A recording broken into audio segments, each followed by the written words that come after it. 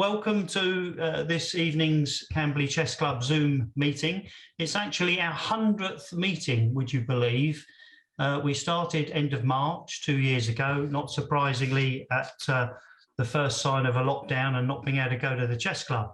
We didn't quite think it would pan out the way it has. We kind of thought it might be, you know, for a few weeks or maybe a month, and then it went on and on. So 100 meetings we've had, so pretty proud of that. A lot of the videos are all on YouTube available, and if you're an online member, you will have availability for all of the meetings we've had with top grandmasters and others, and local players and club players and all the rest of it. A lot of interesting content that's there for you. This evening, we have a special guest, Danny, who is going to talk to us about, or entitled Grandmaster Preparation for Chess Tournaments.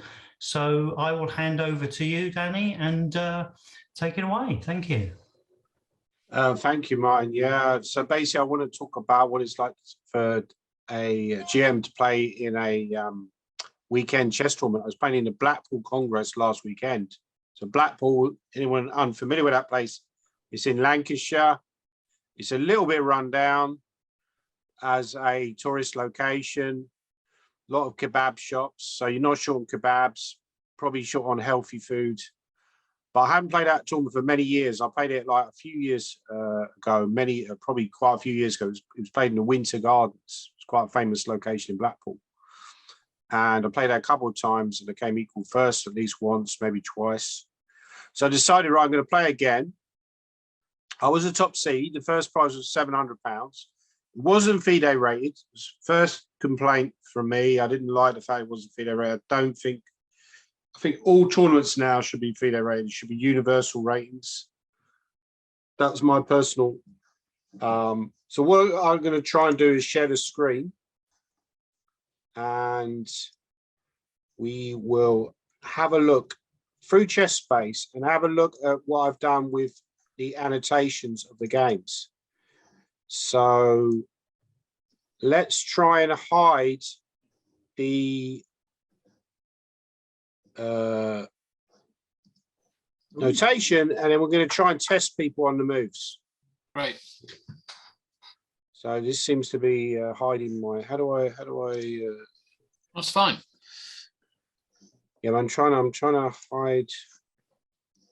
Yeah, that's better. Right. Okay. Right. So I was white in the first round. I was playing against Martin Hamer, who's quite a well-known player. He plays actually a lot of different games. He doesn't just play chess. He plays shogi. He plays Go. Quite a really nice guy actually. He often comes on my Twitch streams. And he decided to play knight c6 on move one. Very provocative move. I played e4. He played e5. And you can play the move d5 here. This is a critical move variation. And can anyone tell me what one of White's main suggestions is in this position? So it's a good idea to test the theory. D6. D6 is probably a move, but it's not a move I'm particularly familiar with. Can you just go for something like knight back, for example? Is that so bad? You can play D6, but I don't think that's the main move. F4. F4 is a move. There's a move that is very familiar with anybody who works a lot with engines now. They love this move. H4. H4, exactly. Yeah. Very good suggestion. So the idea, okay, again, it's like a prophylactic move. Black has played a knight back to E7. Now he wants to put that knight on G6 and this knight on F6. By playing H4, he can now meet with knight G6 with H5. If Black plays H5, it's kind of like a concession. You're basically saying, look, your H4 move is quite a good move. Maybe a good way for White to play then is G3. And if Black puts the knight on G6, you can even think about Bishop E2, maybe creating a target on h5, something like this might even just try to win a pawn. So it's important, I think, when you to achieve obviously a decent level in chess, I think you need to have a broad knowledge of openings and unusual systems that they might employ. But I decided, right, I'm going to go with a simpler solution. So I went for this, and I actually played this in an online 4NCL game. And it was, I was preparing for a guy who plays for Guildford. I think he's about 2100, 2000 sort of rating. Actually, no, maybe slightly stronger than that. Yeah, 21, at least 21, 2200. And I prepared this line. And the way I prepared it is I played some training games against the engine on Lee Chess. And when I realized that this guy played knight c6 at e5, so I decided, right, I'm going to take the black side and see how the engine plays against it, which I think is quite a useful way to learn how to play some of these positions, because the engine often comes up with, quite unusual and interesting ways to play the opening, and it can be quite informative. When the engine just keeps throwing moves at you and playing in this very smooth way, you start to get inspired and think, well, hang on a minute, maybe I should play like this. How's he going to cope with this kind of play? The only danger is if you overuse computers in preparation, which I tend to do, is it can make you a little bit lazy. You tend to switch off. You're not really thinking about the position. You're not really. You got to re-practice your mind as well when you're preparing. But I decided, right, I'm just going to reuse this preparation that I played against this other guy. So Martin played down the same variation. Now, this was the line I had against this guy from Guildford, whose name I forget, having a terrible memory. It was actually funny during the tournament, just before the first round. A couple of people came up to me and they were like, oh, hi, Danny, because they know me because I'm a GM, right? So, it's like me. I know, like, if I see Keith Farquhar, if I see Mark Hebden, I know them. They're GMs, also friends of mine. Simon Williams is kind of recognizable because they're well-known figures in chess. But the problem was I met them quite recently, and I couldn't remember their names. They told me their names, and I still couldn't remember their names because I've got such a terrible memory for names, right? So they had to reintroduce themselves. One guy was called Jeff, the other guy was called Dave. And that was quite embarrassing, yeah. So I've not got a very good memory for names. But anyway, so G takes F3. So can anyone explain to me what is if we look at White's position, what is the upside of White's position? Can anyone explain? He's got more space. Yeah, that's a good explanation. You've got more space. To open files specifically. Yes, exactly. You got a D file, which eventually the White will come to D1 either after the castles or maybe just a rook D1. Anything else? You've also got a rook on G. Exactly, the rook comes to G1. Any other specific threats that White might have? Knight to B5 or D5 threatens C7. Exactly. So the more you look at this position, the more you think it's actually quite a promising position for White. And I'm sure the evaluation, we'll talk about evaluation in a minute, but the evaluation would probably be, like plus over minus. So let's have a look at what happened. Plus over minus, what does that mean? Well, plus over minus means clearly better for White. Clearly better for White. Plus under minus would probably mean clearly better for Black. But yeah, I want to talk a little bit about the importance of evaluating positions in a minute. But let's just keep on this game. So Rook G1 was played. So a clear threat now of attacking G7. Now he played G6. What's the downside of that move? Now G6 obviously a natural move, but what might be the downside of that move? Weaken the black squares.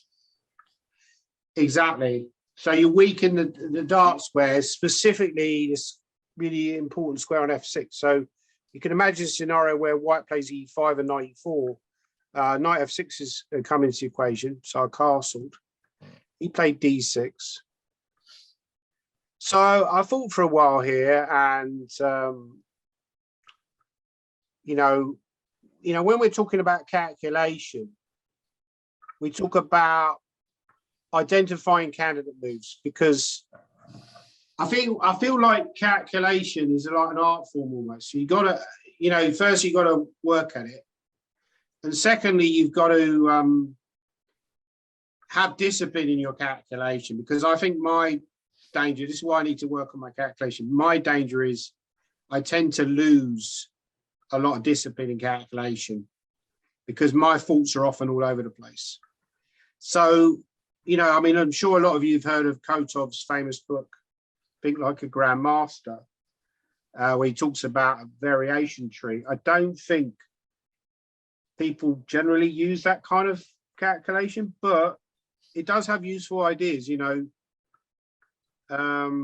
terms of the discipline in calculation. So if I'm white to play, what candidate moves would we identify here? A3. A3 is definitely a move that I considered, yeah. Anything else? So I've got Knight b5. Knight b5. Yeah, Knight b5. So these are like two of the moves I thought about. And Bishop c4. Bishop c4 would be another move. I mean, Bishop c4 is going to go Bishop e6. And that would kind of be what he wants to do anyway. So it's a question of whether you want to allow that move to develop with tempo. So the move I mostly consider was Knight b5.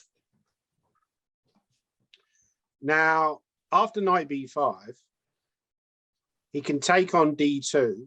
I think he probably has to take on d2. Rook takes. And now he probably has to play king d8. But I thought, well, even though his king isn't in a great spot, and I've got moves like e5. I mean, e5, he can meet with d5. It might not be so clear. Even if I win a pawn on d5, my pawns are, not very good.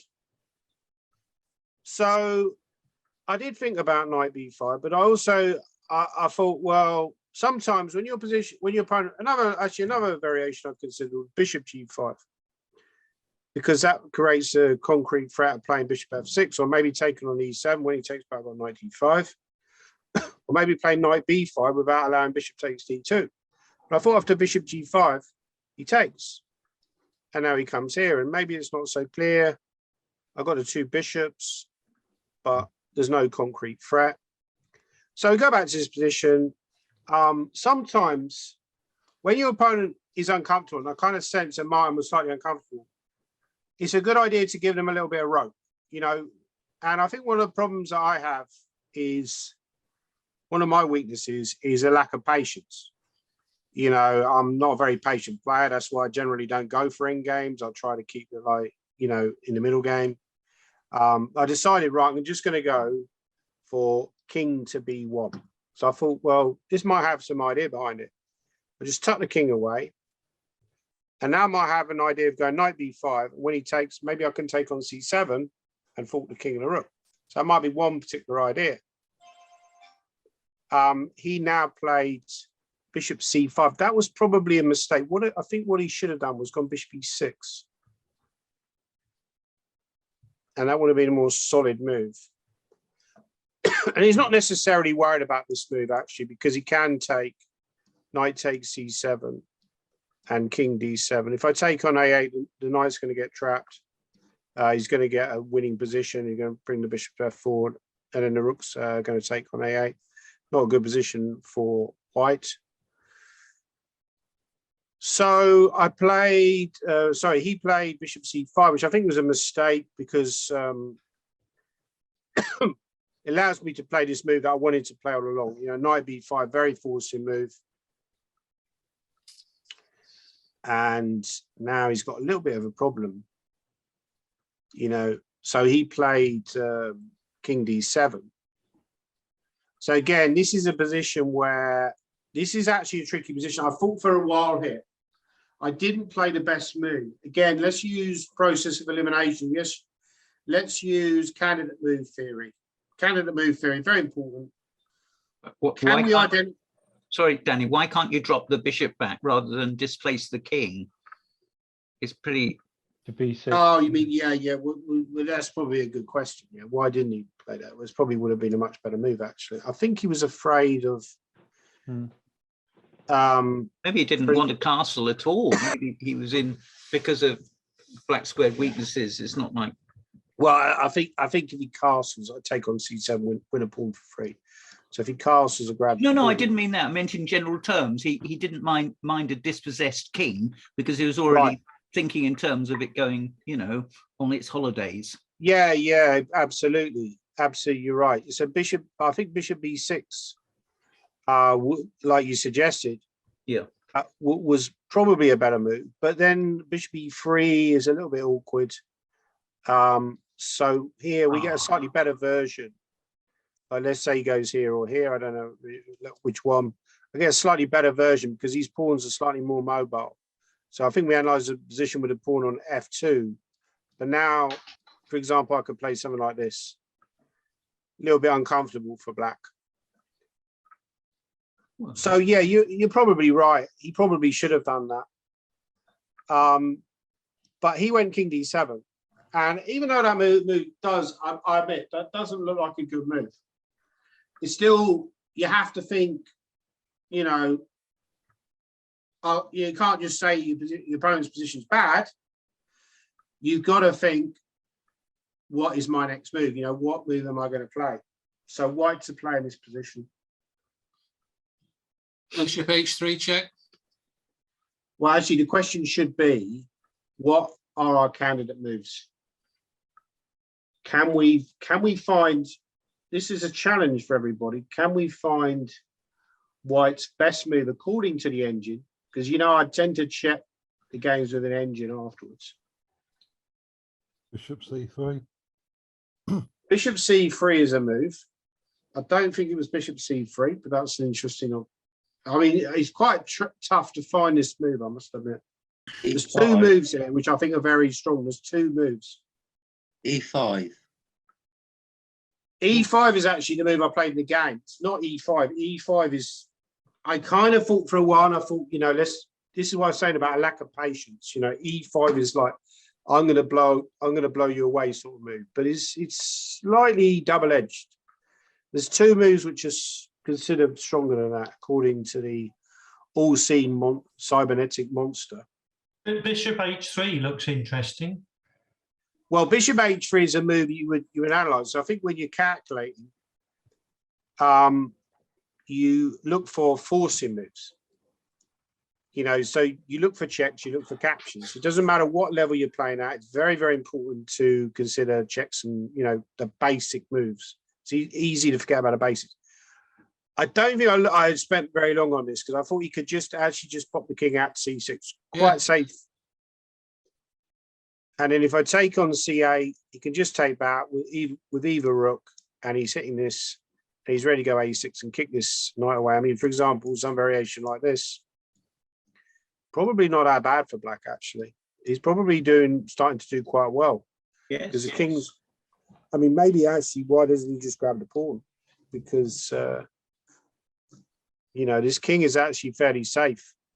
So in the end game, the king is a very useful piece. We've seen that demonstrated by, people like Magnus Carlsen. He's very, very good at using his king in the end game. I think that actually relates to when he was younger.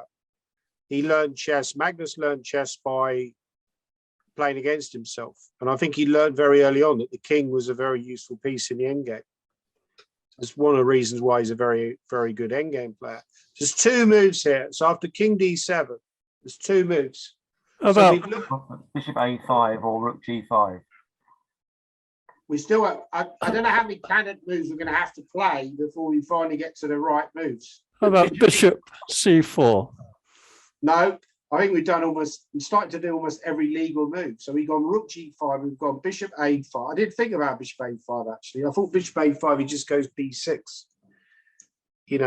And even though I can go here, he moves a rook somewhere, I don't know, here. And if I attack the bishop, I can actually escape via F2.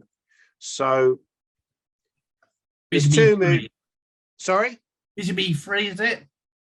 Not bishop e3. So it's funny enough, we've gone bishop e3, we've gone bishop c4, we've gone rook g5, we've gone bishop h3, we've gone bishop c3, we've got e5. We still haven't come to either one of the two moves that I think the engine was suggesting. Bishop G5. Bishop g5 is one of them, yeah. I forget actually why that's so strong, but I think one of the reasons is, if you, for example, you imagine that black goes here, now this bishop h3 move is probably going to be very strong, because if the king drops back, you take on c7. So bishop g5 is quite a tactically sharp move. It's quite a dangerous move. But the other idea is quite obscure, which is to go b4. What? And when the bishop drops back, and we can take it, well, let's say we throw this in first. Now white's got a very strong move. I don't know if anyone can see it. H4, A4. Well, A4 is one move, but there's another move which is possibly even more powerful. C4. C4, exactly. You're playing for the initiative in the endgame. Well, I kind of ended up doing that anyway. So C4, the idea is you're threatening C5 with all these tactics. See, this is a drawback for having this king in the center. So I'm basing it on these general specifics. The fact that the king is, well, I mean, you know, I didn't actually play like this, but you're basing white's advantage on the fact the king is on a bad square. So now c5 is a threat. Even variations like this, even though black ends up winning a pawn, probably don't work out very well for black. It's just a very shaky king position. So very interesting variations. Didn't see all this in the game. But just to give you an example, what looks like a boring endgame, there's so many different sharp variations and so many different candidate moves that we can consider. So, you know, just looking at that, we're kind of broadening our horizons. I don't know if we'll get through all the games tonight because, you know, there's quite a lot of material, but I'll try to get through as much as possible. I went e5, probably not the best move. He decided to play d5. That was a good move. And now again, yeah, I decided, right, I'm going to sharpen up. This is really my idea. I'm going to sharpen up the game. Looks very natural. I went c4, trying to open up the center before he can consolidate and get his king to safety. But this is where he made a mistake, actually. I think it was better to actually play this move. Pawn to c6. He went king c6. And I played rook c1. Anyway, bishop a5. Yeah, so this is a key position as well. So black to play. What should he play?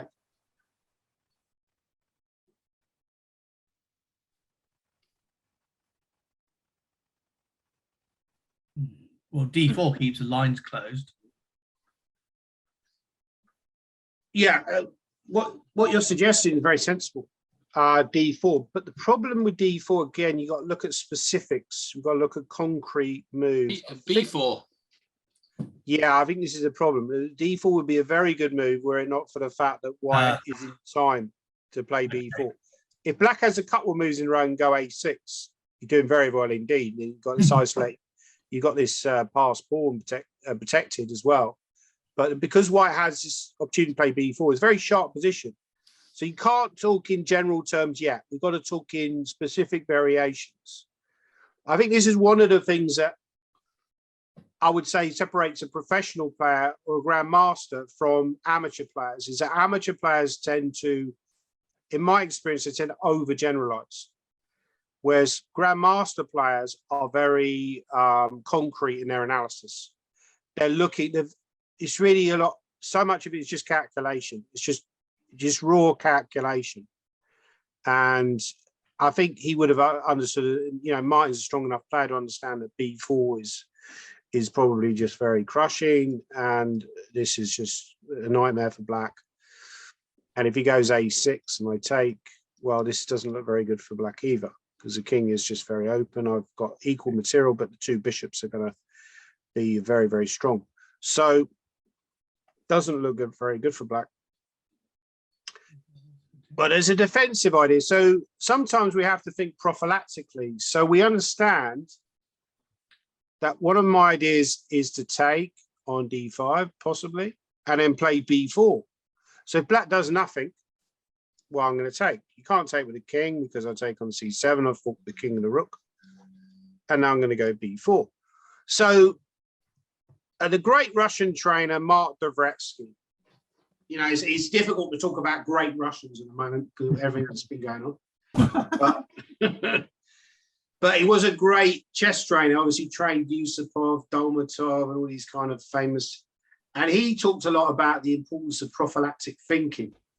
And I think, again, this is one of the things I think that separate professional players from amateur players, is that a professional player will think in terms of what my opponent is intending to do, won't just think from their own perspective. So we know that one of the ideas whites go b4. So if we think what you're intending to play, you're intending to take on d5 and go b4. So what is a good way to shut that idea down? Well, I'm only an amateur player now, Danny, but I'll try a5. Exactly. A5 is a move that I consider in the game. I thought, you know, A5 isn't necessarily an easy move to find, but I think A5 would have been a good choice. And it basically just keeps the game fairly safe for black. Yeah, maybe I can take anyway and go for the check and then take this guy. And probably I've got a good position, good compensation for the pawn. You know, I've got the two bishops, but I think black is fairly safe. So that would have been a much more normal variation.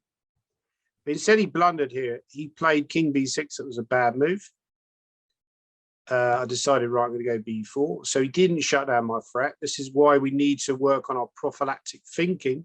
Think in terms, next time you play a game, think about, you know, what your opponent is trying to do. Don't just think about your own ideas. Rook g2. And yeah, very, very dangerous for black now. I think one of the problems is, for example,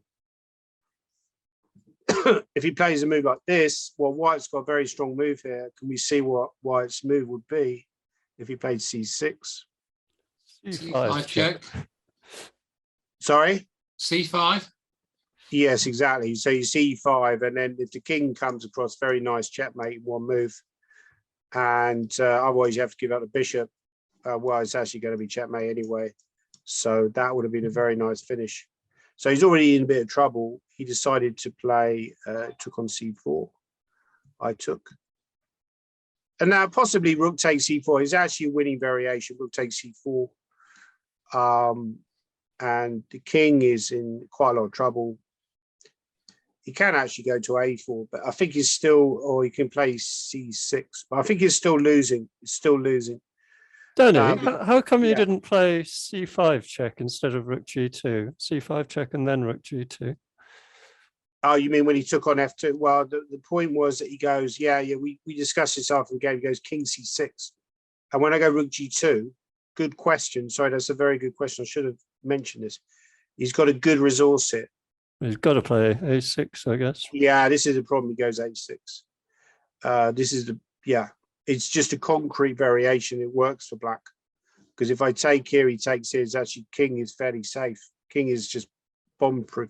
I can try a4, which is quite nice. So the idea if he takes, I take with a bishop checkmate, which is quite amusing. But the problem is he plays king d7. And then my knight has to move, and then he can suddenly go bishop d4. He might be doing very well then. Well, I'd probably take on f2 actually, but then he takes. Not so clear because if the bishop drops back, a4 is dropping.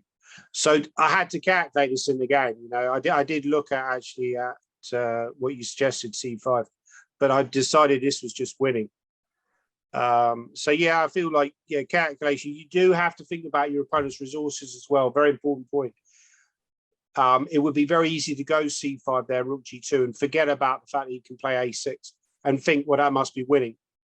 Think about your opponent's resources. So when rook g2, this is fairly forcing. He has to now take. a6 is not so good now because why was a6 bad? C5 check. That just transposed, didn't it? There was a fairly obvious reason why. Just take on f2. I just take and then I go bishop bishop e3 check. Yeah, this is the point. Yeah. Yeah, this is important. So his king ends up in a bad spot, like something like this. His king ends up in the middle of the board. I can take on c7 or take on b5 actually. Yeah, this is the variation I saw in the game. So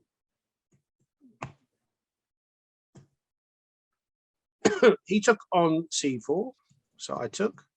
So now his king is an obvious target. He has to go really to go to c6. He goes here, I've got bishop b3 check.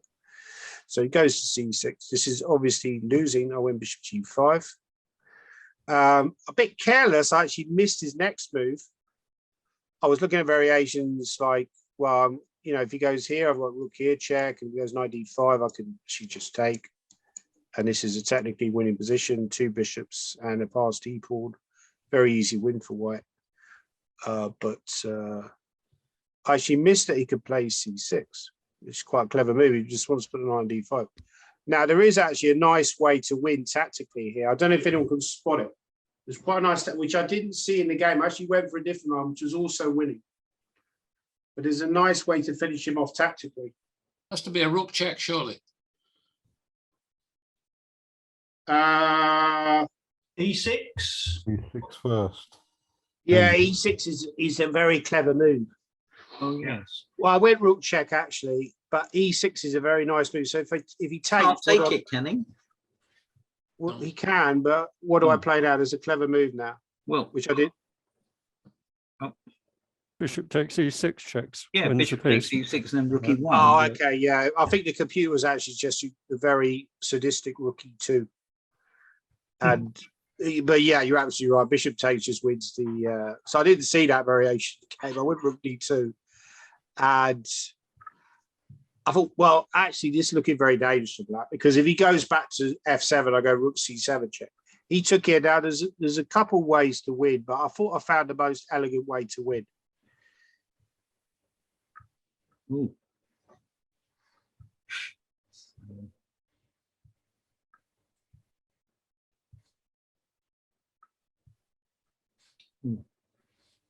Rook cd1.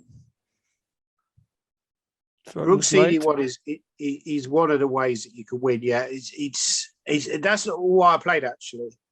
I thought here he goes bishop e6, and apparently the computer says that white is completely winning here. It's actually a very strong move, which I saw, but I still wasn't entirely sure if it was completely winning. f4. Yes. I think f4 is strong, yeah, but I think there's strong, isn't it? I mean, it's. But f4 he couldn't run away, and now sometimes the king can actually irritatingly hide on g4. This is what you can be slightly careful of, even though it doesn't look very good for black. Sometimes maybe the king is, it can get very frustrating if you don't make black. I mean, something like this, let's say he moves the bishop. Something like this can actually start to go wrong for white. He next move he's going to play a move like rook e8 and start to exchange material. If you don't make them, then suddenly, well, you're certainly not better, and you might even be worse because your pawn on f4 is weak, your pawn on h2 is weak. So you do have to be slightly careful. Apparently rook d4 is very strong here. Not an easy move to see, but I think I saw it in the game. The idea is just basically just remorselessly threatening stuff like bishop f4, and it's just generally winning. It's not obvious. Or bishop e7 is one threat, followed by rook e4, for example. And he can't really move this bishop because that is going to run into bishop f6. Actually, checkmate in one move. But I actually played quite an elegant move here. I don't know if anyone can see it. So I didn't go rook d1.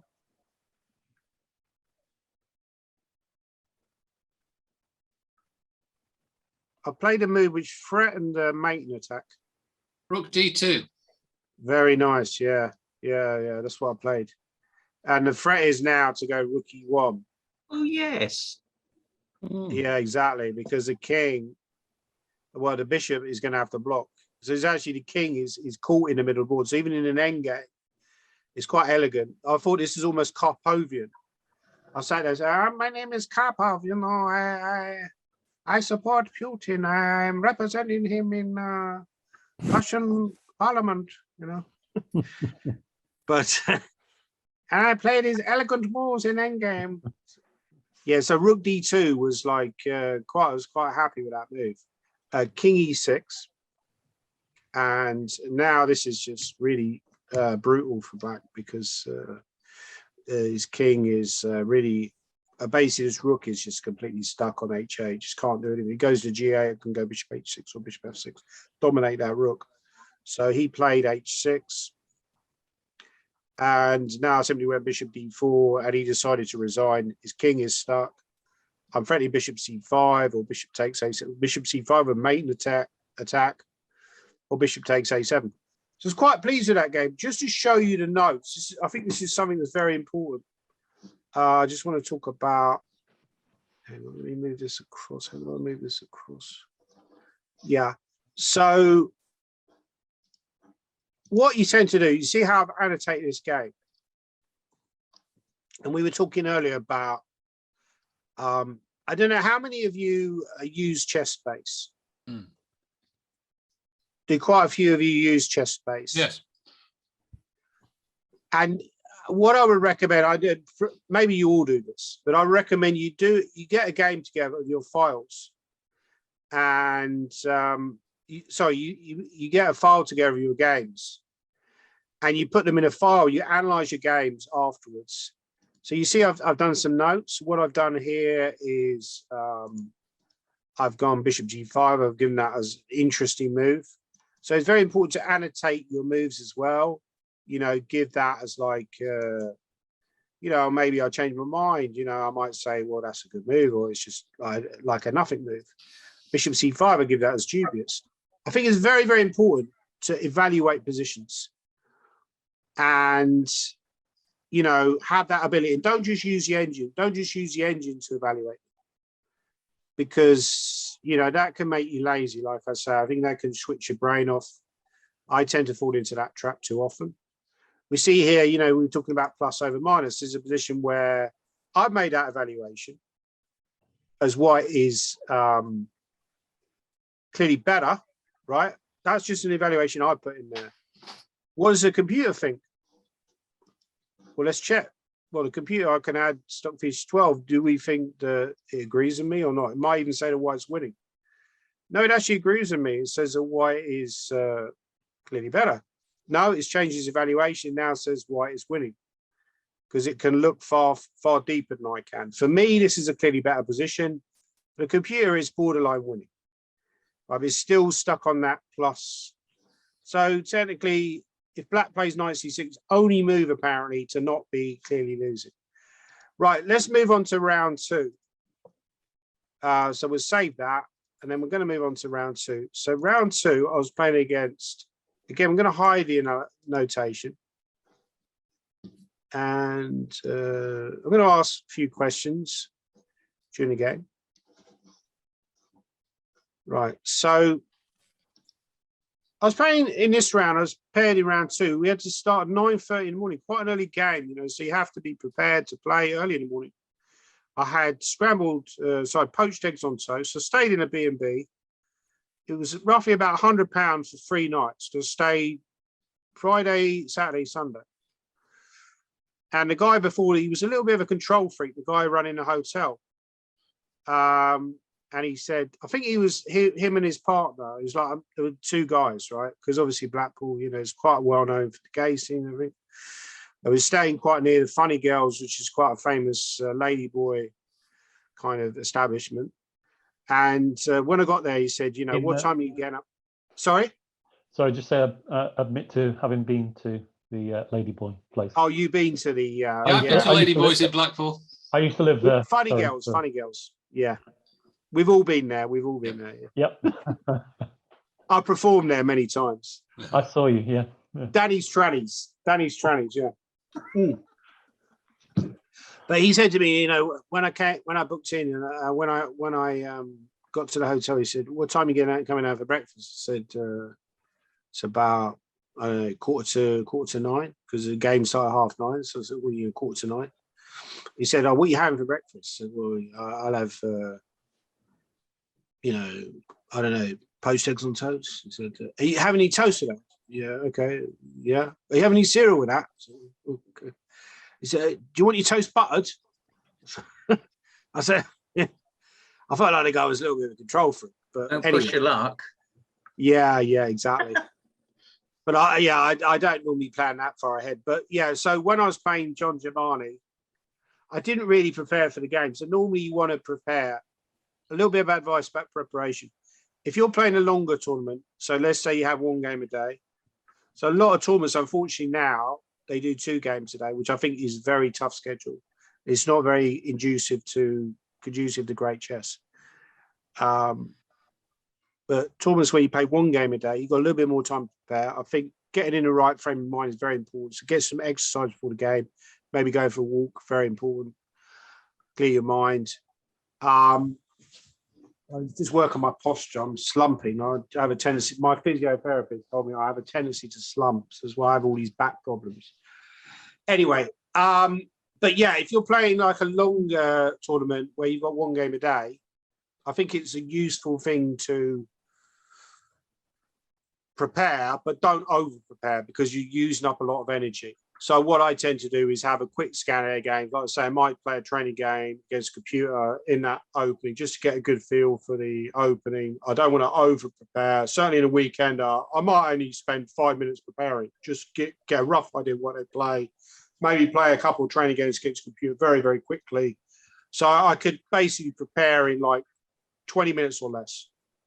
I was playing John Germani, and he's a player that I've had problems with before. I lost to him in a tournament in Harrogate a few years ago. It was in the round 4. And I'd already dropped half a point by then against a guy called Jonathan Wells, who sadly died quite recently. I dropped a half point against him in round 1. And then in round 4, I played John Germani with black. And he beat me in a very convincing game. Actually, I think that was something like I went D5 and he played some line with H4, very early H4. Now, after the game, right, I decided to withdraw. Firstly, that's a mistake. Never withdraw, right? Because I feel that was a mistake. I should have withdrawn, but I was really in a bad mood. Obviously, I lost. I couldn't win any prize money. I didn't want to be sitting there. I was a top seed by about 300 points that tournament. I didn't want to be sitting there last round, and I couldn't even win a prize. What was the point? But you still shouldn't withdraw because it's a sign of weakness. It shows that you can take the good times, but you can't take the bad times. But then he posted up on Facebook and he said, "Oh, I've just beaten Danny Gormally. Brilliant, brilliant. I'm so happy." And I think I blocked him, So that was, but I apologized to the guy. I apologized. Johnny's actually a nice guy. Anyway, I played him in this game. They haven't scored. So that's enough problem. And they've rushed things. They've not had that quality in the final third. They get caught What on the hell the is break. this? That's not me, is it? Is that me? It's Paul Bloom. Oh, is it? Right, yeah. So I decided, right, I'm going to go Bishop G7 because, he's probably going to try this H4 stuff. I played a Greenfield. Yeah, so what is my idea behind the move A6? Why am I playing A6? Just waiting. Yeah, but it's waiting. It's also got a specific idea in mind. What is my specific idea? What? What is my B5. plan? Sorry? B5 is that line of the day. Well, yeah, eventually I'm going to probably not. I mean, I wouldn't go B5 here because I think you would take. But what I'm going to try and after 92 though. Maybe not even after 92. Maybe not even after 92 I won't play B5. But what I'll try and do is I'll try and go knight to D7, then play C5. And then if he goes D5, then maybe B5 with kind of a Benko type sacrifice. So that's one of the ideas in this specific variation. I went H6. So it looks a bit weird that he's gone Bishop G5 back to E3. But at the same time, he's induced me to play H6. So now he can go Queen D2 if I castle and gain a tempo on this H6 pawn. So I went Knight D7. I could even play a trap here. I could maybe even play this line. Is not inconceivable. If he takes, black has a good move. Anyone familiar with these kind of positions would know this tactic. Knight takes E4. Exactly. Knight takes E4. And if you take with a knight, because you're hitting the queen, so you don't really have time to take on G7, to take on the queen. I've got queen H4 check. And I'm doing actually very well now because I've got the dark squares and 2 bishops. So I don't think he's going to do that. But of course, he probably would understand that. So he probably wouldn't take on H6. He'd probably play a move like G4 and try to go for H4. So he will gain some attacking chances. It's not clear what black's doing in the meantime. If I go C6, he can take on C6 and D6 is weak. Now going back to this position, well, I've got this other plan. So I go for this standard plan. I thought you might go 92 here and just allow me to take and then take with the knight. I thought that might have been the better way to play. Went D5, which does at least make black's plan fairly obvious. So now I'm going to go for this idea of B5 eventually. So rook B8 and preparing B5. He went A4, which is quite a good move. He now went knight F2. I went queen B4. Actually, queen b4 was probably not a very good move in hindsight. He now came out with a move a5. Interesting move. So what is his idea if I take on c4? What is his idea?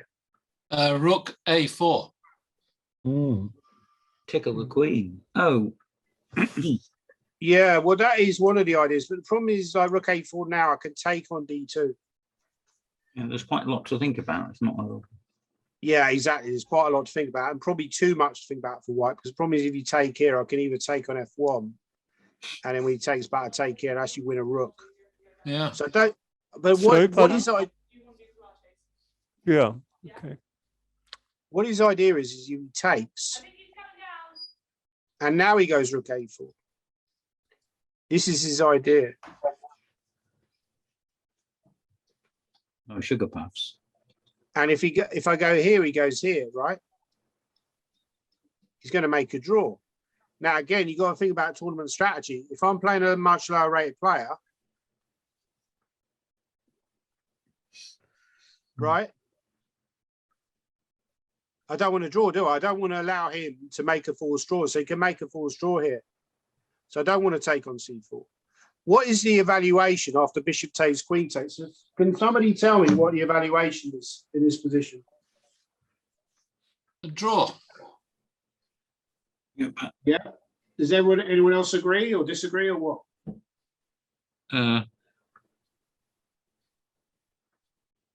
So we're looking for a better move here than rook a4. Well, no, I'm not asking for the move. I'm saying what is the evaluation? Black slightly better, I think. Well, hang on. If white can force a draw, why would black be slightly better? If white has got a guaranteed draw here, so white can't be worse. But is that the evaluation? Is the evaluation equal, or does anyone disagree with that?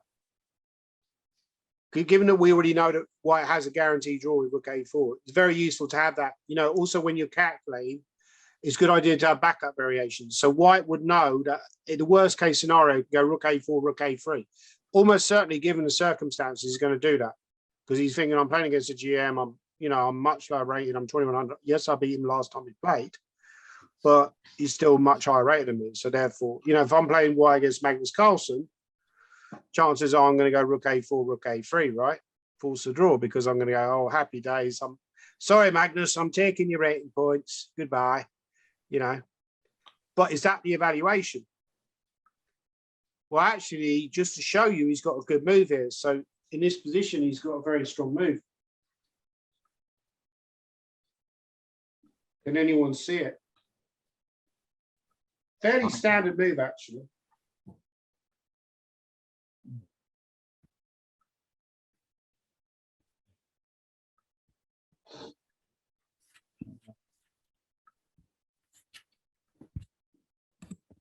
Knight d3. Knight d3 might be possible, yeah, but I think that's a little bit slow. Oh, something quicker than that. Well, yeah, I mean, that's also looking fairly dangerous for black, but maybe there's some variations I can even give up the queen. I don't know, something like b5, he goes back, I take, maybe, and just...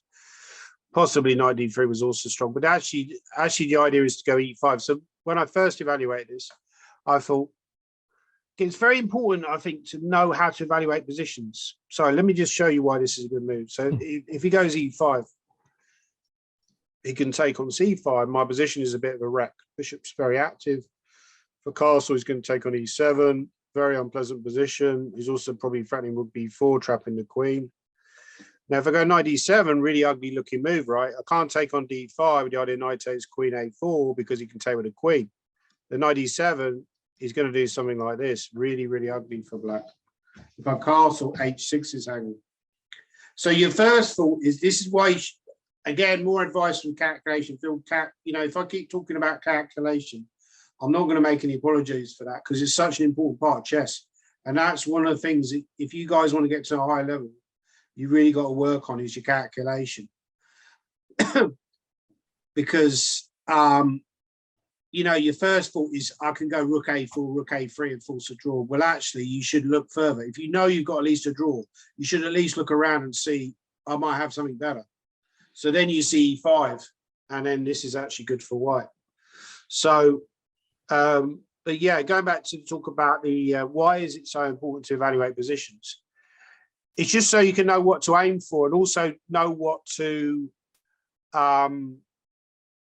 ignore, you know what to avoid. You know, that's so important. Know what to avoid. If I know this position's bad for black, I'm not going to take on c4, am I? You know, even if I'm playing against a stronger, high rate player, I understand that I'm evaluating this position after e5 is clearly bad for white. I won't play knight takes e4. So I played b5, which is a risky move. Now, this is a critical position. And this is the most important moment in the game, probably. White to play. What should white play in this position?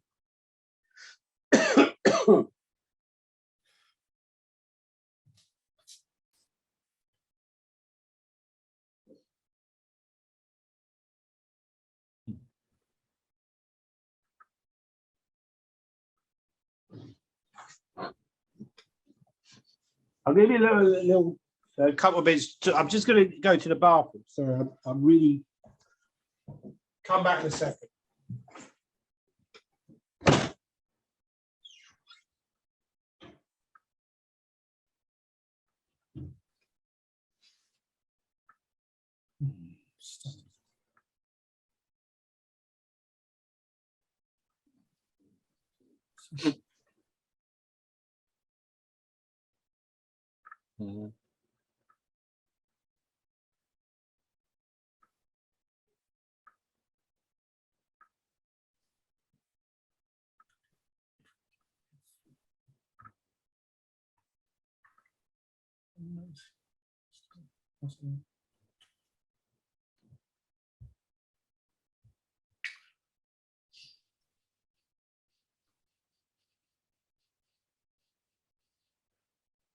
We play knight takes d5.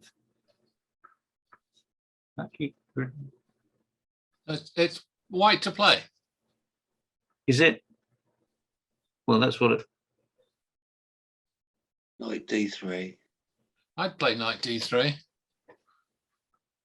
Yeah, the most important thing is to try and keep your composure, isn't it? As much as I must admit, I do go to the toilet during the game.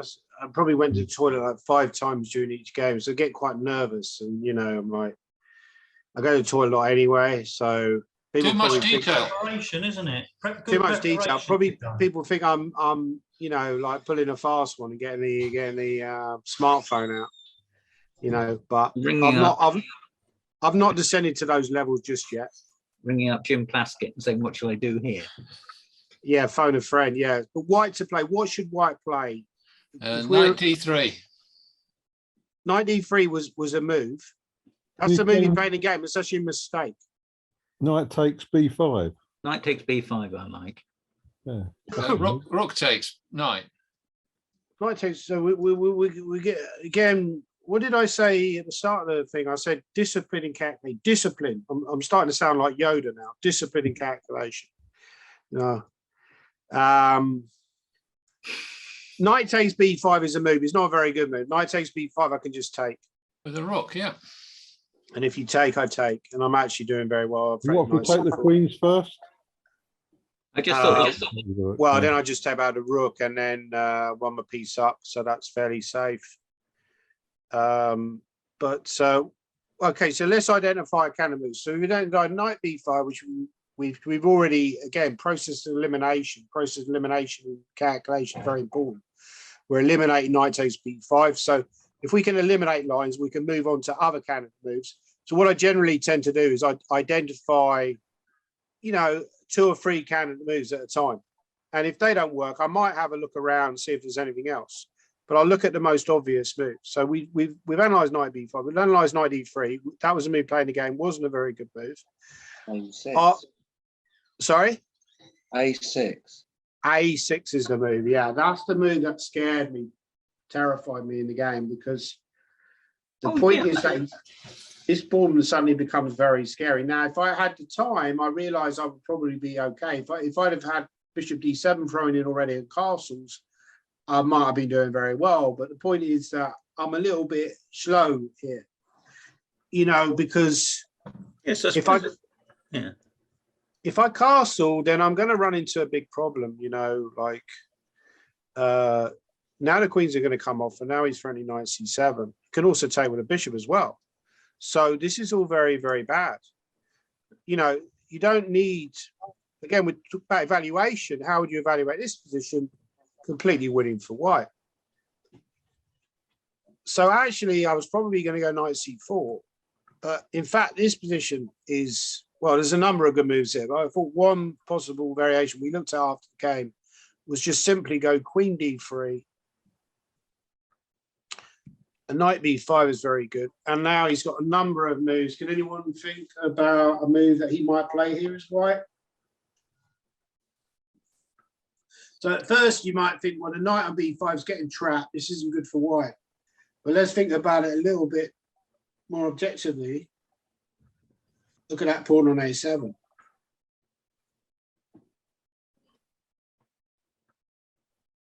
What would white play here? Knight takes b4.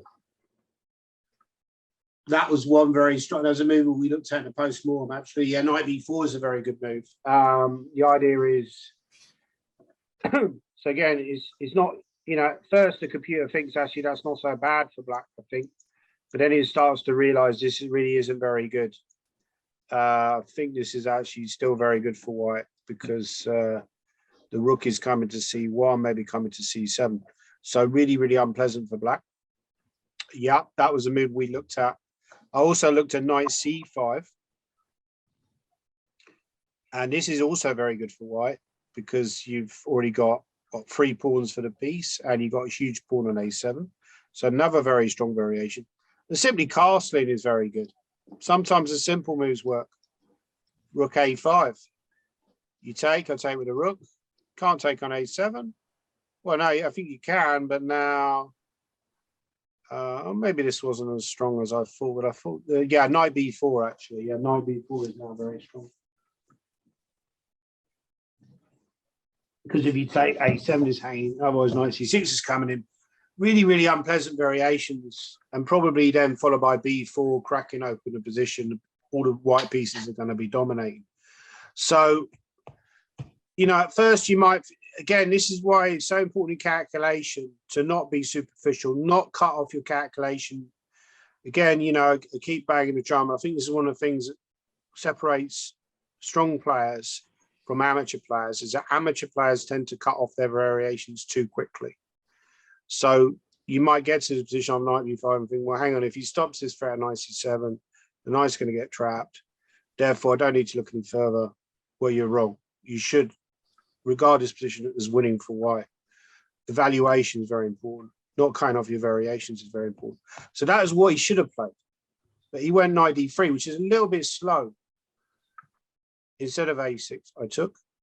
And I went played a good move for once. Very rare by me. Actually played a good move. I went knight d7. Steady. He castled. I simply castled. Actually, that was a mistake as well. Apparently, I should have gone c4 immediately. I castled. So white to play. What should white to play here? This is a tough one. Why can't white play bishop takes h6? Well, I because the think big- that was bad for a couple of reasons. I think that was really what I was planning for. If he takes on h6, I take, and now I've got a couple of good moves here. you got queen takes b. Yeah, queen b2 is one of them. Yeah, but I think probably I can just get away with this. And I wasn't totally sure about this, but I assume this must be at least equal for black and probably just winning. Yeah, I mean, he does have some vague play with f4, but it's just hard to believe. So, yeah, I think that was the tactical justification. I don't think he's taking it. But white to play, what would be... So sometimes, you know, you've got a position where you're not really sure what to play. And I think this was a tough position for both of us. But, you know, when you get to a position like that, again, you know, use calculation, identify counter moves and so on. But also look at maybe natural moves. You know, what's your natural move here? What would be your natural move? a6. A6 is a move, but I don't think that's so effective now because I have this idea of c4, which neutralizes a lot of pressure on that diagonal. Oh yes. So I think that's kind of similar. You know, maybe that's even what he played in the games was a6 actually. There's a strong move here for white, and I think we both misevaluated this position because we both thought that black was better in the post-mortem, and we thought this is just very, very strong for black. But he's got a good move here. Can anyone see what that good move is? Is it a good idea to play b3 to stop c4, and he can't really take it because you trap the queen with the rooks? It's dangerous to play on this side of the board because now I can grab this knight. Oh, sorry. Yeah. So, sorry. yeah, I mean, that might be, you've always got to think about. What I think we were both thinking along those lines. We were both thinking about the queen side because black's going to go c4, you're right. But actually should be thinking maybe more, you know, it's very easy to look. What about f4? F4, exactly. I mean, you know, I think Michael Adams has done a lecture for you guys, but, you know, one of the things I know is when we play Michael Adams, he's looking at all, he's always scanning. You can tell, look at his eyes, you can see his eyes are scanning all over the board, you know, because it's very easy to forget about one side of the board. So F4, I think we both underestimated, you know, that was actually quite a strong idea now. And now he's actually got quite a strong attack. You know, his threatening ideas maybe like E5, takes F5. You know, so he's actually doing quite well. I mean, Bishop D4, he can even just go King H1, step out the pin, something like that. Even if that drops to B2 pawn. Quite a dangerous attack. But he didn't play that. He went A6.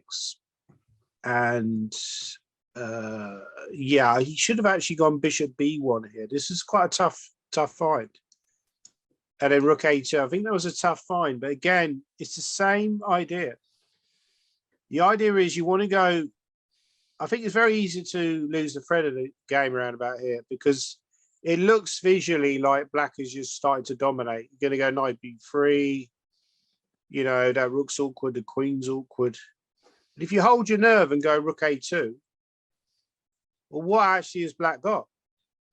You know, it's going to take me a lot of moves to kind of round up this A board. I'm going to have to go Bishop D7, Rook here, and Rook C7. And I've also got to be careful about this pawn at H6. You know, if I go here immediately, maybe you can start thinking about taking as pawn's defended.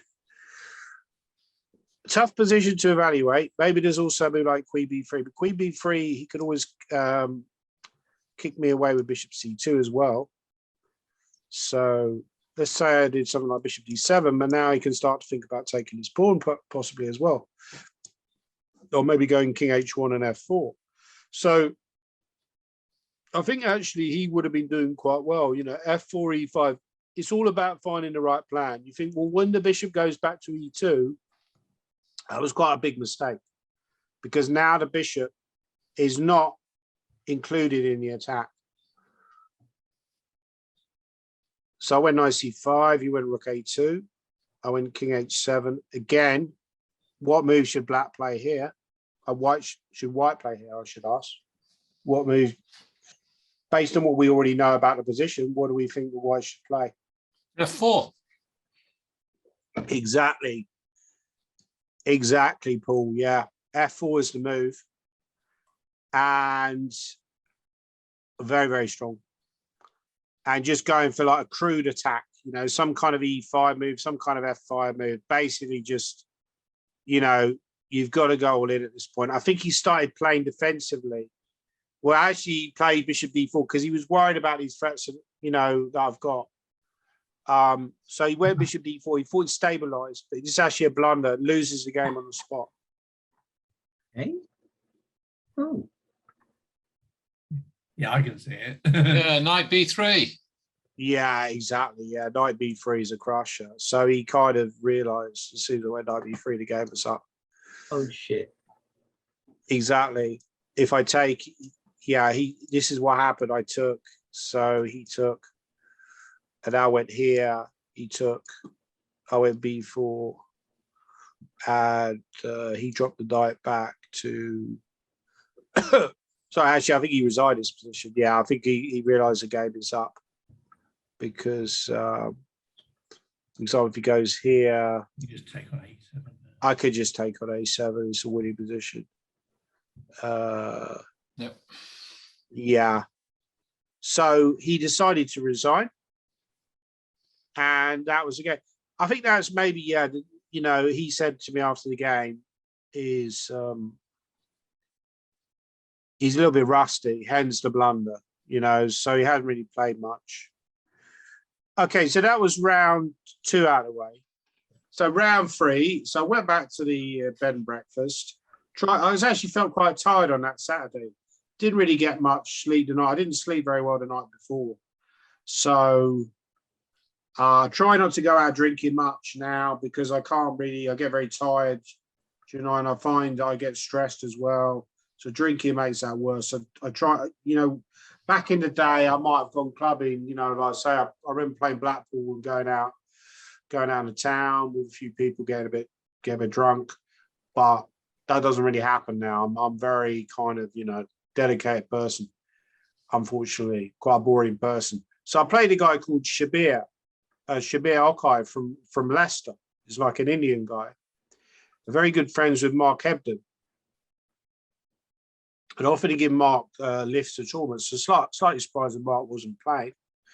I was playing white against Shabir, so I decided, right, I'm going to play my normal stuff, which is to go D4. And he took me by surprise. He played the Groomfield. He said, this is how I used lockdown. After the game, he said, I use lockdown to learn this opening, like the Groomfield. And I actually wrote a book recently called Pandemic Shark. Look out for that, but I'm trying to plug my book. And it's all about how people have improved over lockdown because, they've had the time and the motivation suddenly to work on their chess. And I also talk about the difference between amateur players and grandmasters. And grandmasters like myself and the very top players, like people like Magnus Carlsen. So, look out for that book. Also talk about playing in the British Championships. So it's quite interesting from that perspective as well. So I decided, right, let's go into these lines, which I used to have very good score with as white, but recently not done so well. And one of the lines I don't really like is where you go Rook B1, which is the classic Rook B1 variation of Groomfield. And then they castle. And now I think if they take here, the positions you get are very, very fun. So this is one of the opening, what we call Tobias of a position. When you start with a specific variation and you've got your sort of classic Tobias, I think it's important to know your Tobias, to know your kind of starting position. So this is one of the Tobias of the Groomfield, where you've got a position where your starting point. So black now has a number of candidate moves, number of moves that you can play. Theory suggests, for example, the Bishop G4 is one of the main moves. But I will that kind of position is fun to play. Right? I like that position from White's perspective. But what I find slightly awkward playing against is when they go for this. And I find this variation a bit boring. You know, I find like, I don't like positions like this when you've got two bishops against two bishops. I find them a bit drawish, a bit dry. So I didn't really want to go down that. I wanted to avoid that. So I decided, right, he's obviously not got much experience in the Grunfeld. I play this move h3. I know that is a move. It's not a very common move. So sometimes it's a good idea. If you know your opponent hasn't got much experience in that opening, go for a little sideline. You know, play something that they might not necessarily expect. Because now he's forced to think for himself. I got some stick for playing that once. Oh, really? Yeah, I played it because I didn't know it though.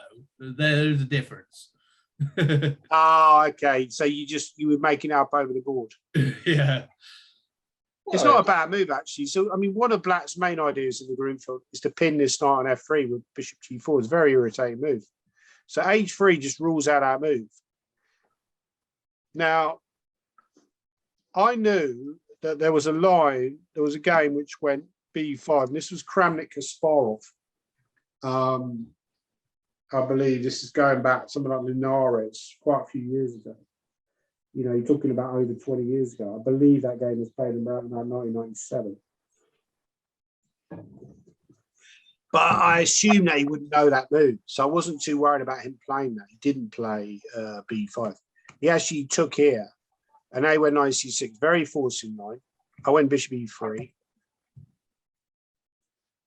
And he went queen a3. So what move should White play in this position?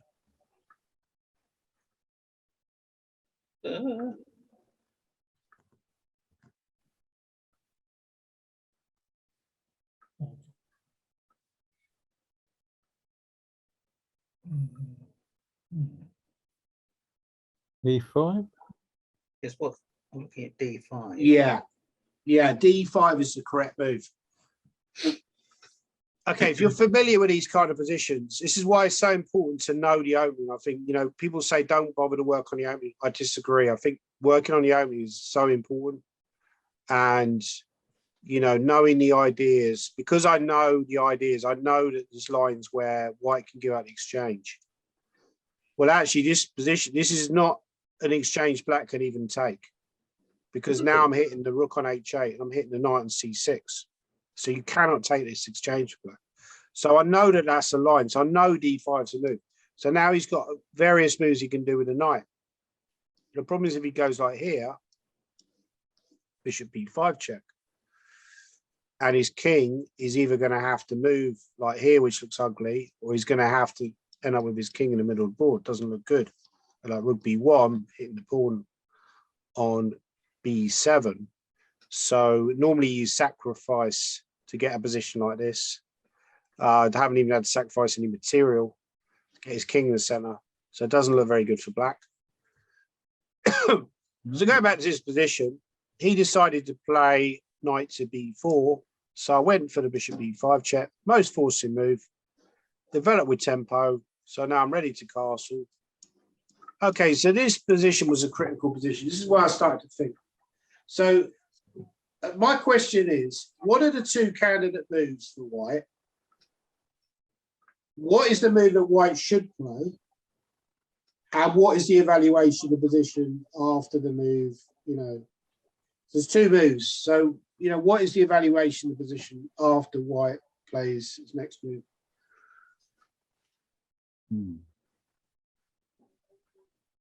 Wow. So can we identify two candidate moves here for White? Rook b1. B1 must be right. Rook b1. It wouldn't do to B1 get is it wrong. Yeah, anything else? Castles. Castles, exactly. And okay, so the move I should have played in the game, I actually went rook b1. That was actually a big mistake. So the move that I instinctively wanted to play was castles, right? Now, I wasn't worried about any other move other than taking the rook. I thought he has to take the rook. Otherwise, it's just a bad position. He was trying to say rook c8 was a move, and I think that just loses, for example. I can even just take and go rook b1, hit the queen. And if he's careless enough to grab this, then this is just very bad for black, because now I'm coming in on e7. So just a losing position already. So he has to take. So this is a critical position. He has to take. Now, what is the evaluation of this position? How would we evaluate this position? Again, we talked earlier about the importance of evaluating positions. What would we evaluate the position as? Unclear, better for white, winning for white, you know, better for black. I think it's better for black. Black's the exchange up, isn't he? So you think it's better for black? Does anyone agree with that or disagree, or anyone else? I disagree. I think Better for white. Better for white, yeah. So unclear. So we've got a few votes for white. First, I'd say, you know, we talk about generalization. It's fine to generalize, but you've got to back it up with variations. So when you say better for black, you know, you're not far wrong in a way, because the position's a little bit on a knife edge. But it's actually winning for white, this position. The main reason is that king safety for black is just so bad. Now, I kind of sense that in the game. I sensed that, but I wasn't totally certain. The variation I couldn't refute was to move f6. So I thought, if he allows me to go queen g7 or knight e5 check, it's starting to look very bad for black. You know, if he's only moves a rook across, I can start thinking about a move like queen g7, starting to run in knight e5. You know, queen f7's friend goes here. I can maybe even take on h7. I do anything really. So very dangerous. But the variation I couldn't refute was f6. This is where I should have fought for a bit longer. So that's just a strong move here for white. So I'm a clear exchange down. So actually saying that, you know, black is better is not so stupid, because if black was able to consolidate, black would be better. But Queen's offside, really. Yeah, the queen's offside. Yeah, the knight it is b4 now. Yes. Can we move the rook b1? Rook b1. Well, that's a move I thought about, but then I thought after rook b1, he goes a5. So these are my variations of the game. Knight d4. Yeah, I did look at something like this. So I thought knight e4, he starts coming across, and I thought, well, it's not so clear actually. e5. e5, can he not maybe just? Yeah. Sorry, I meant instead of knight d4. E5. If he takes on d5, queen d4. Yeah, it's probably not a bad idea actually. Queen a2 maybe. Rook b7, rook b5. Yeah, I mean, I think this is probably quite. I mean, the main point is, even though I'm losing material, it's just that the black king safety is so suspect here that that's a more relevant factor, and I feel that a lot. And that comes down to understanding. And now, you know, like I say, if you've got experience evaluating these positions, you probably, I kind of sense that if I stuck this on an engine, it would say completely winning for white. But, you know, it turned out I was right when I looked at it afterwards. It said, you know, completely winning for white. But of course, you know, in the game, you're not certain. You're like, well, you know, you got to calculate variations. So after f6, actually, very good move is queen d4. And the main point is, if he plays a move, I mean, he probably can go here, but then I go queen c4, and then the queen can come in here. If he plays something like knight a6 or a5, I just start attacking. Very simple. e5. This is just winning for white. It's not even an unclear position. So I think in the past, people would have evaluated these kind of positions and would have said compensation, unclear. I think this is the way that computers are maybe teaching us now, that actually positions like this are just winning, because it's a lot more, you know, it's a lot more concrete. It's a lot more, computers are seeing much further into the position, and this is just winning for white. You can't play like this. So castles was the best move. I actually played a big mistake. I went rook b1, he went knight e3, and he was thinking about this position for a long time. And I started getting annoyed. I was sitting at the board.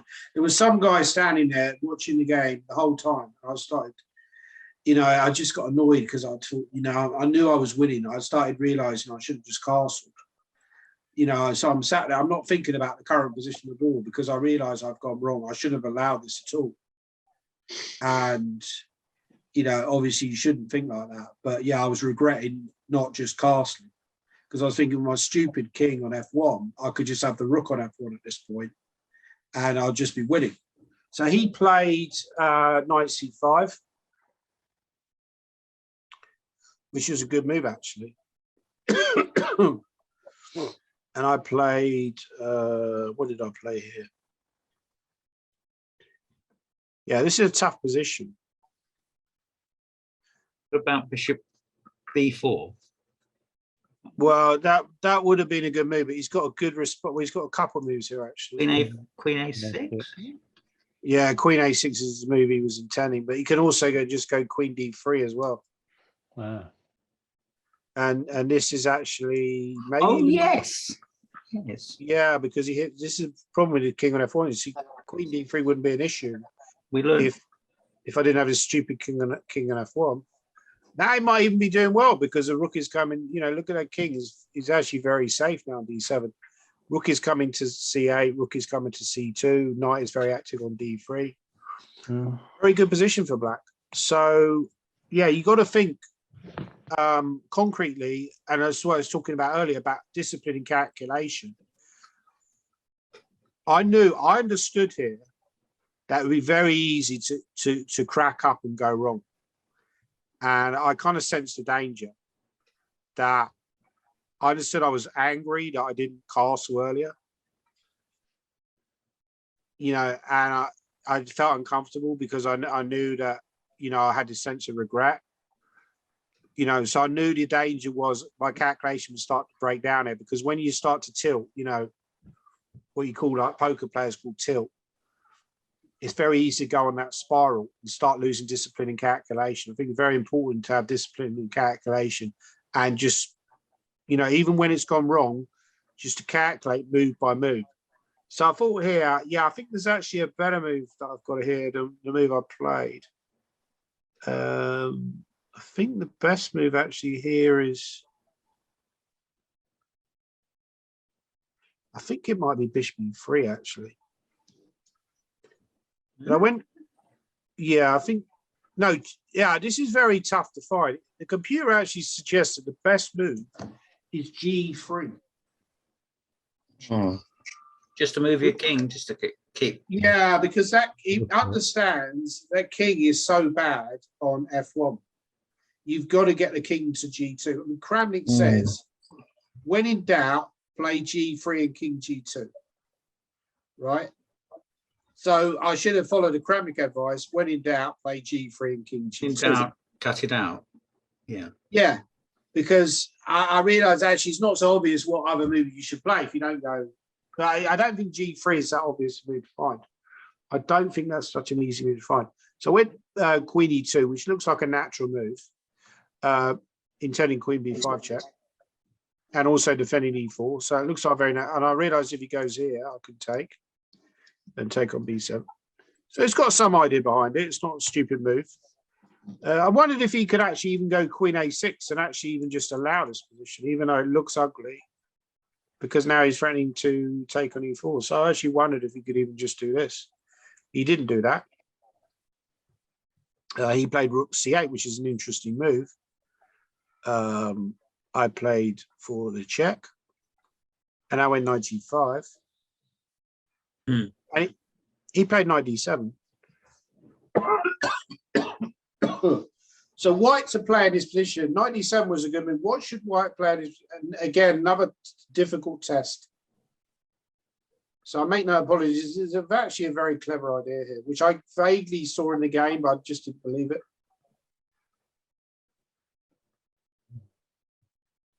Bishop B4. It's not bishop B4. I think bishop B4 he can probably just take actually.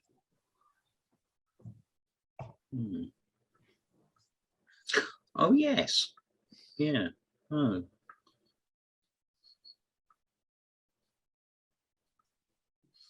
It's not knight F7 check. Well, that's the people playing the game. Knight of 7 is a mistake.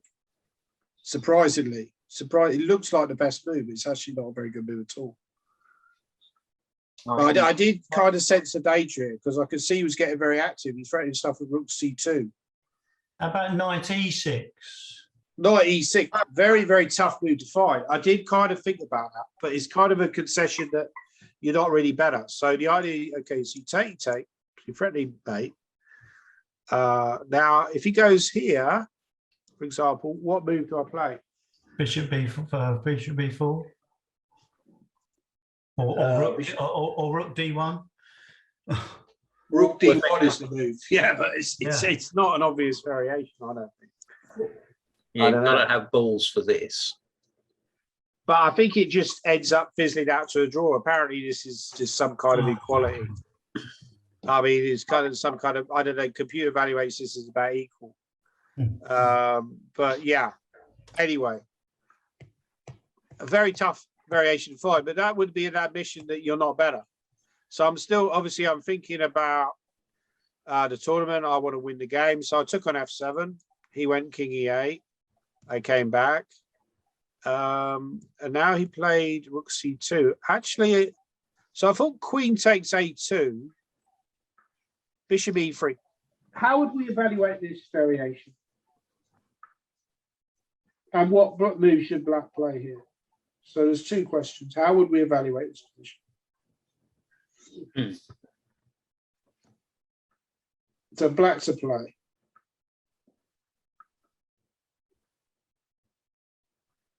Better for white. It's got more space. Because of the central pawns. The knight's going to e6, isn't it? So we got votes for white to be better, yeah? Well, I'm worried about white's rook on h1 because it's almost like he's the rook down. Yeah. I mean, the actual evaluation here, I think, is actually winning for black. Yeah. And I think there's two reasons for that. Firstly, is black's activity. Like you say, the rook on h1 is very bad. It's going to take me a couple of moves to actually consolidate. If I g3, king g2 framing here, I'll be at least equal, probably winning. So this position, again, is another one that's very much on the borderline. But I'm just very slow here. So he starts off with a6. Now, what do? If I go here, probably this is what I would have played, actually. I just allowed this really unpleasant endgame where he's got two connectors, which is very scary for white. But if I go here, he starts going here, and this is looking very scary. You know, I mean, suddenly the rook, maybe you can even just go b5, actually. And suddenly the rook's coming in. Sometimes he can even think about sacrificing on e3 to open up the 7th rank for his rooks. So really scary position. So yeah, it's very easy to lose your objectivity. And initially when he allowed this knight takes f7, I did think white was better. But then when we got to this position, I started to realize actually this isn't good for white. So at least I evaluate the position correctly at this point, which obviously can change your decision making and make you thinking maybe in a slightly better way. You know, and you know, maybe be playing in a more safe way. But he didn't take an a2, really surprising. He went rook c2. And he went rook c8. So he's going for full activity, which is not a bad idea. And also a2 is very weak anyway. So I went knight e6. He went bishop e5. It's a good move. Actually, knight e6 was also possibly a mistake. I'm not certain. I went g4. He went here. I went rook b3. Okay, so what move should black play in this position? God knows. Ouch.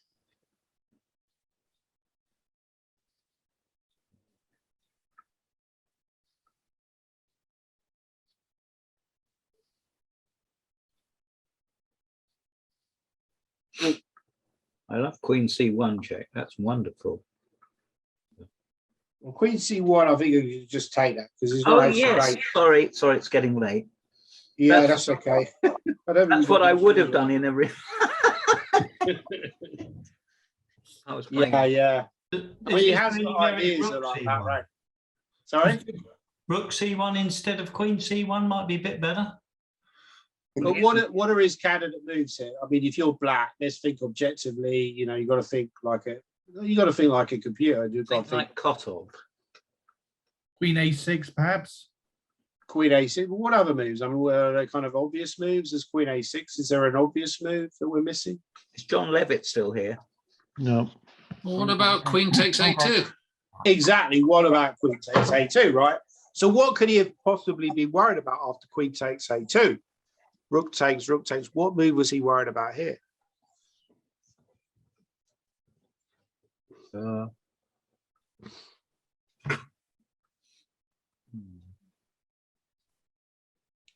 He was worried about something here. Queen takes B7. A poison pawn. Well, Queen takes B7. He's got Queen check here. And then where does the king go? Because if I go here, he's going to take the forward check. Queen starts to get very active. Oh, yes. So it actually could end up in serious trouble. No, there was another idea that he was afraid, which he saw. Knight C5, exactly. So at first you think, well, Knight C5. So I saw this variation again. Oh. But I was still concerned because I saw that he had a good sequence here. So at first you think, and this is what I said before, when I said earlier, you got to look that bit further. This guy's a good player. He's 2100. He's got some very good results in the past as well. But he didn't see, I saw this little bit further here. And I saw that he had a good sequence, which was at least, you know. So at first it thinks, you know, you think Knight C5 is virtually winning. You're going to take on D7 with check, but he's got a good sequence. What does he have to play? Queen A1, check. Rook takes knight. Rook takes knight. Well, he could go Queen C4. Thinking about, I didn't even think about this move in the game, but I don't think this is very good. If nothing else, I could take on B7. I'm fairly safe, or I could probably take on D7. It's also possible. Yeah, exactly. He takes this. So I saw this. So this is where he traded he calculates very helpful. So at first it looks like, you know, White's in control, but again, he's got a good move here. And I saw this all very quickly because it's all very forcing. Yeah, it's deflection, isn't it? Exactly. He goes A6. And I want to stay on the pin. If I take on B7, he takes on C5. Then check, he goes King F7. Sorry, no, hang on. If he takes A, he goes Queen C4 check. This is the point. So they're going to end up picking up the bishop without me being able to win the knight. Not very good for White at all. So A6, so I'm looking at this variation. I'm in Queen B4. What does he play now?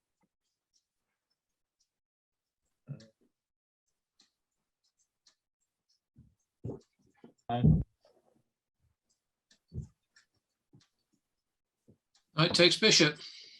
Yeah. And then I take. And then Queen B1 check. Exactly. So king here, queen takes E4, F3. How do we evaluate this position? Again, the same question I always ask. How do we evaluate the position? What do we think about this? In safety. One for black. Yeah, I think black is. Somebody's saying one for black. Anyone else? Anyone else? Yes, one for black. I think it might be drawn. Queen E2 check. It's very strong. Yeah, and then queen back to F2. No, Queen F2. Well, funnily enough, I thought in the game, I thought this is close to. Well, anyway, okay, so yeah, I thought this is actually equal because Queen E2, Queen F2 is probably okay. Yeah, it's okay. Can you play Queen F4? Queen F4 is very, very strong, and I thought this was fine. I thought this was fine. But in fact, the computer evaluates this as just winning for black, incredibly. Because, okay, Queen F2, but now his pawns are just very strong. He can actually just start pushing these guys.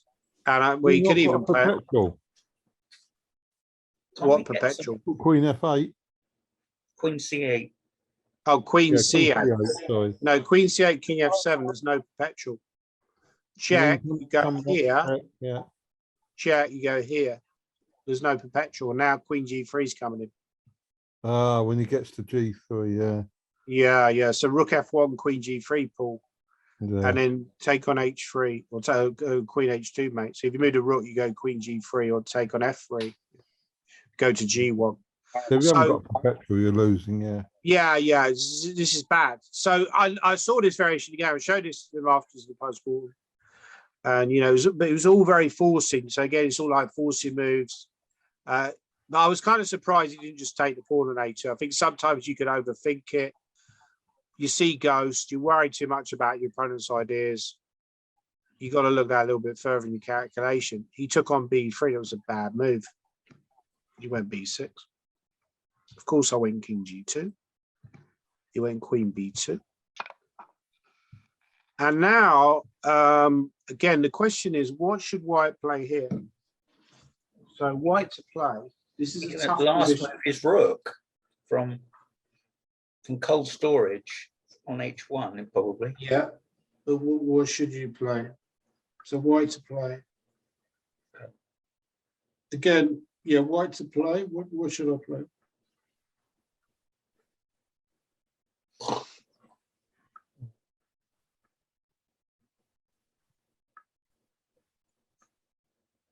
Can you play knight f8?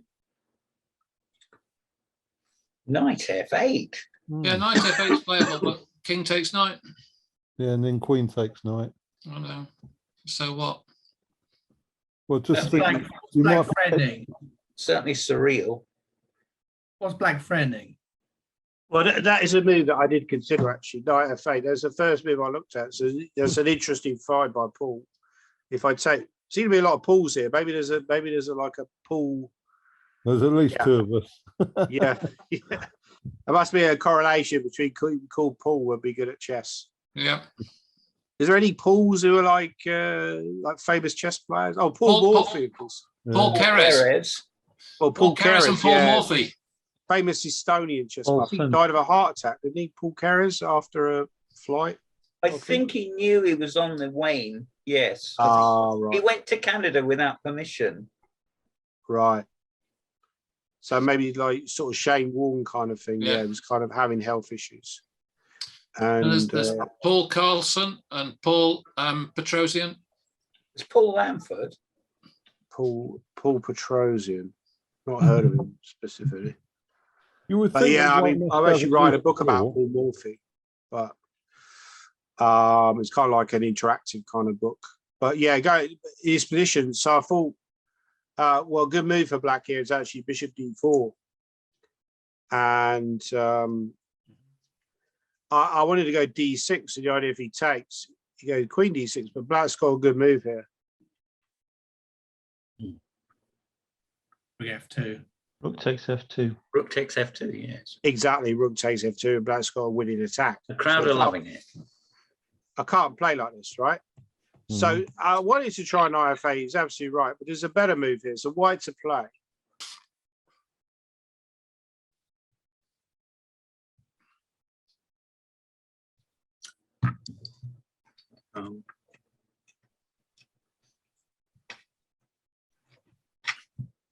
So what should white play?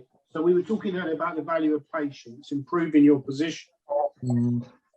You know, I feel like that's a very important idea, that when you're, well, it looks like sometimes you just improve your position. Sorry? Looks like you should put the rook on d1. If we're Rook d1's the move, yeah, very good. Rook d1 is correct, because you're activating rook, which somebody said earlier. Rook d1 is, I think James said that. Yeah, it's the first move of the whole game. Yeah. So exactly, this is a move I should have played automatically. Just develop the piece. What Karpov would have played without thinking. Now he can go rook c3, but if nothing else, white could, for example, play rook d3. In fact, there's quite a strong sequence here. You go here first, and then if they take with the bishop, for example, maybe now you start. No, you got bishop d4, maybe then bishop d4, or just rook d3 then. Or if you take with a pawn, for example, just to show you, like rook d3. This is apparently winning for white because the queen is just going to come to d5, completely dominate the game. So I decided But because I was tempted with this knight f8 variation, I decided to improve it. So I played a slightly impatient move, which was actually a mistake, which is close to winning, but it's not quite working. So I went d6. So the idea is, he was getting short of time. So I was getting tempted to kind of play on his time pressure and make the game sharp and tactical. I understood if he takes with the bishop, I go bishop d4. This is very strong for white because if he goes here, I've got like rook a1. If nothing else, I'm going to win a7. Looking very bad for black, so he can't really do this. So he took with the pawn. And now I play this knight f8 idea. So I think this is very clever, right? I'm threatening because here I thought this is very clever. This is very smart by me. I'm mentally congratulating myself.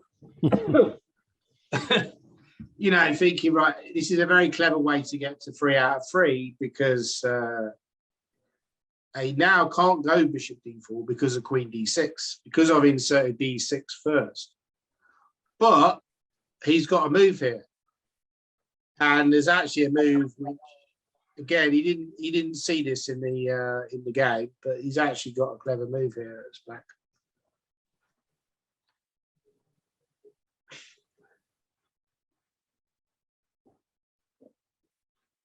There's only one move which saves him. Bishop f4. Bishop f4, very clever. Yeah, bishop f4. And the idea is, well, now I can just make a draw. I can just keep checking him. I don't think he can really realistically escape. For example, he goes here, I can start going check. Where does he run with the king? Can't really run anywhere. If he comes here, I go here. If he goes to e6, if nothing else, I could just go here. So he's not going to be able to win the game like that. So I can just make a draw if I want. But if I take here, well, actually, this is not good. So there's a good move here for black.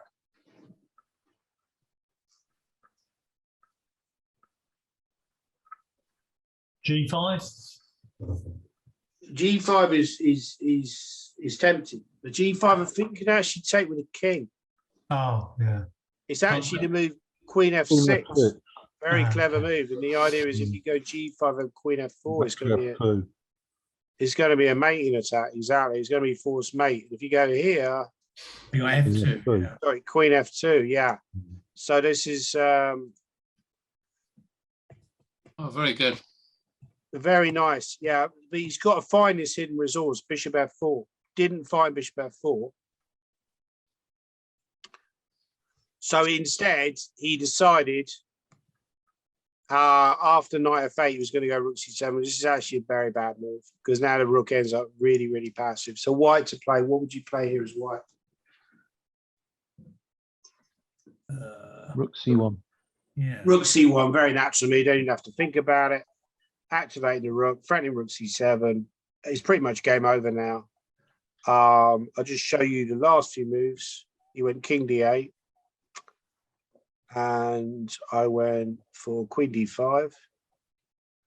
So I'm threatening queen g8, followed by rook c8 with a mating. He went bishop here.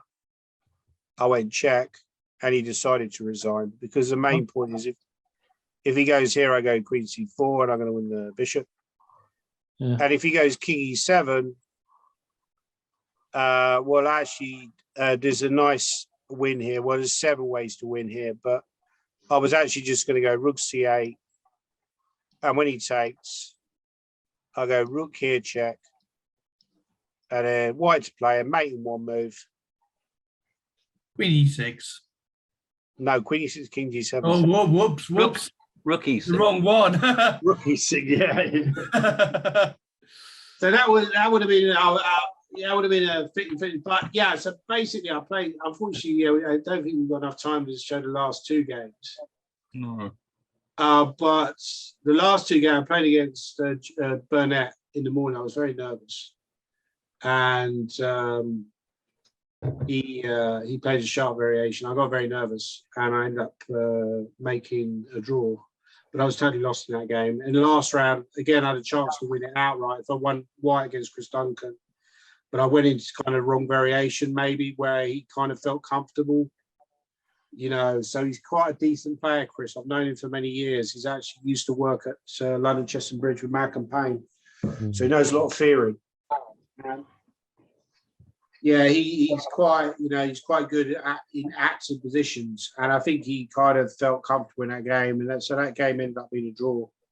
I was actually worse in the final position off of the draw, so just to guarantee some money. But yeah, that's a difficult thing, that when you're in that position where should you push and go all in for the outright win, or should you just accept that a draw is going to guarantee you some money? The problem is, like, 180 quid, I ended up making, probably won about 180, 190 quid. I ended up making a loss because my total expenses would have been about 300 quid. So generally speaking, you cannot make a profit from playing chess now. You just can't, even as a GM, you just can't do it. You can't make a profit. So what's your main source of income, Danny? Well, my main source of income, probably at the moment, I mean, I think last year I made about 12 grand. I think a lot of that actually was a Chessable course that I got out. So Chessable is quite a big source of income for professional players now, because you get 40% of the takings, and it might be going down because it's been brought up by the Play Magnus. So it did go down. Originally it was 50%. But I probably made about 15 or 16,000 from that one video course, dollars. So my main income is probably that, really, just filming video courses. Because chess books, Paul, you can't make. I'll stop sharing, by the way. Yeah, chess books, you can't make a lot of money from chess books. You know, you're talking about peanuts, really. We had Jonathan Levitt on, and he makes most of his money with gambling. Well, that's one thing I find very. I mean, he's not really like, I would say, an out gambler. He's more like wasn't even chess; it was cricket. I know. He's very statistical. Yeah, he's a mathematician. He arbitrages a lot, so he kind of fiddling around with accounts a lot, which is kind of fiddly, and you need to get other people to do it. And I think he's quite good at what he does. He's quite good at what he does. In the two-horse race. Sorry? He's betting both sides in the two-horse race when the yeah. I mean, it's not really gambling. It's just it's something else, isn't it? It's like you know, like you're playing the stock market or something like that. You're taking a position. Whereas out and out gambling is very hard. I mean, you know, like I say, I bet on the golf, and the other day, you know, I was looking at the sort of live, what the expected, you know, winning percentages was of the golfers at that time during the tournament, and you know, probably the best one was about 10%, and then you're looking at guys who are like 5% or 2%. The guys are 2%. The bookies are listing them at 20 to 1. So realistically, it should be 50 to 1. The bookies are listing them at 20 to 1. Yep. The guys who should be 10 to 1, they're listed at 7 to 1, 6 to 1. The guys who should be. But how do you know that? Well, because I don't know that. I mean, it's going on the statistical model. The statistical model is giving like the implied odds. Well, the bookies make money, don't they? In the long run, the bookies make money. So, mathematically, the odds. All exactly.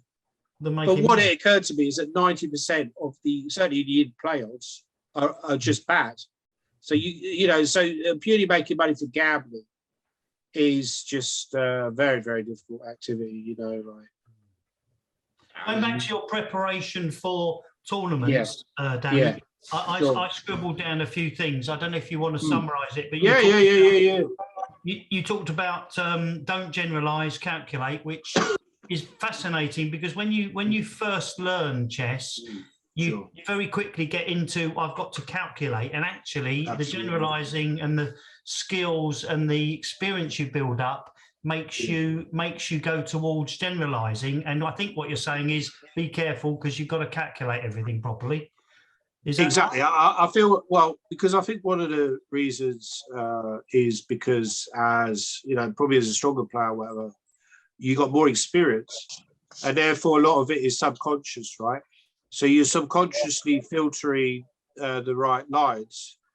Whereas maybe with more experienced players or amateur players, you're having to, generalize a lot to try and think about the position. But yeah, I would certainly I think calculation is something that really separates probably the stronger players, because, it's all about someone like Nakamura calculates a lot better than me, right? He's probably a lot more concrete than I am, and, gets to the right lines a lot quicker.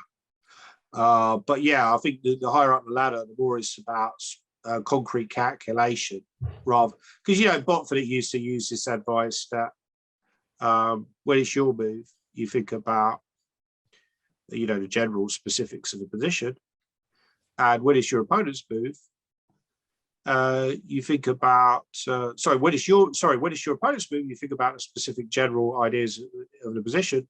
When it's your move, you think about calculation. But I think now it's more and more about just, at the top level, certainly it's more and more about just pure calculation, And I think, certain things within that calculation are very important. Not cutting off your lines too quickly, having the ability to evaluate positions. So that's why I would use chess space to, analyze your games and evaluate the games, give positions, evaluations to get used to evaluate positions, because evaluating positions is very important. Do you play online chess on chess.com or live chess? Do you bother with that?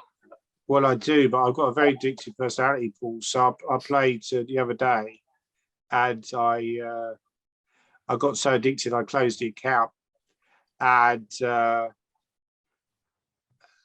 find it's very addictive. But I think it is very useful, because you're playing. Maybe that's why I'm a good chess player, because I'm like a chess addict. Once I start playing Blitz, I just non-stop. What time control do you play? Sorry. What time control do you play? Normally, you play 3 minute dead. Yeah. But so I'm good. Yeah, I played. Yes, you are, Tim. Yeah. Yeah, I played. Basically just real cutthroat Blitz. But yeah, it's. I think it's very addictive. What's your grade on chess.com? Well, I think I got to recently. I got to about 28-30 or something. Wow. But I was kind of fluctuating. So I was sort of, when I was playing well and just rationing it, I could play. I think the best way to do it is just to play for like an hour, 2 hours. But if you're doing it for like 4 or 5 hours, it's too much. So yeah, I was just getting like too into it. They say, when you talk about Nakamura, he will play online for maybe 7-8 hours a day, which is a lot, right? But he could do that. He's conditioned to do that. Do you think it sharpens your game for competitive chess, for over the board chess? I think it does. I think you need.